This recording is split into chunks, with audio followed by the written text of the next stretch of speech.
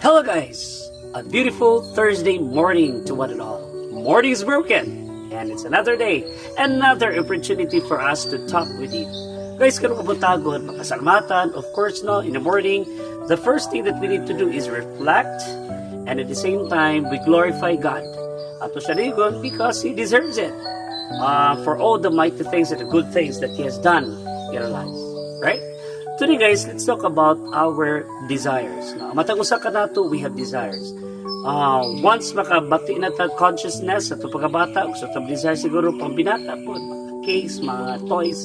But eventually, once we grow up, our desire becomes bigger and bigger. It's more about self-actualization, okay? Self-improvement. It's all about financial freedom. Mao na itong mga desires na ito kinabuhi. Daghang ito nakita ng mga tao nga successful kaayo.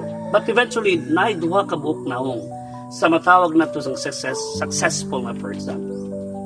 Tungkol sa itong desire nga gusto na succeed sa itong kinabuhi, our eyes is already fixed on our goal.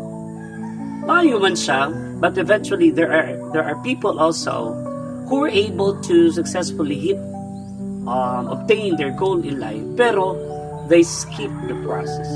Diha sa pag-skip nila sa process, wala silang agi sa proseso.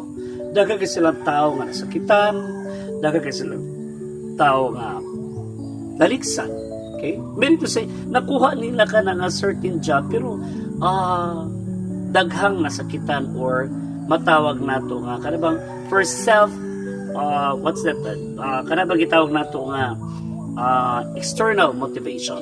Nakuha na to siya, pero gikuha na to siya sa lain nga pagi. Pwede man good mag-shortcut sa success.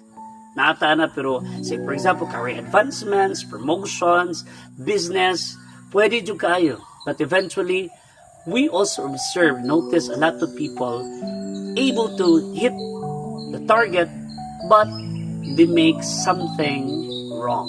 They do something wrong. And what they did is a way of, or an example, an instance of skipping the process. So pag skip na to sa process, maybe saka nagibayaran ba ka na to, or saka na ipalakas ba ka na to, nakuha na mo success, but eventually you skip the process. Ang importante magug kay guys nga ani, kung atay mga damgo, mga desires and aspirations to kinabuhi, mas maayo nga we go through the process. Because once you go through the process, daghang kay mga advantages makuha na. Number one, learning. You learn. You learn to be patient. You learn to be responsible. So daghang kay ta mga matawag nato na siya mga advantages once we go through the process. But the moment we skip the process, unsay may tabo, of course, you hit it, but the problem is you did it not in a feasible way. You did it in the other way, which is actually bad. But siya. But you don't learn at all. Wala kay learning. Mas maayo nga hitting the success, but you go through the process, you learn from the experiences, you had a good immersions, and you become a very strong person. A person of value. A person of integrity. Mao na ato ang iapas. Because right there, you will become a catalyst of change.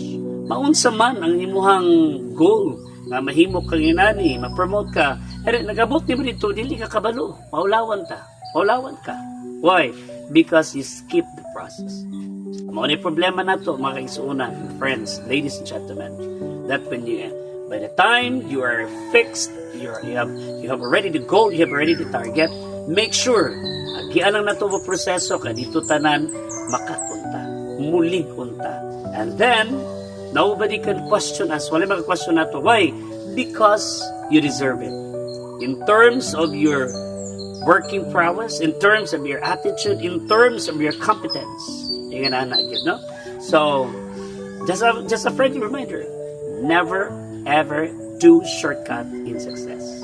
Good morning and happy Thursday, everyone.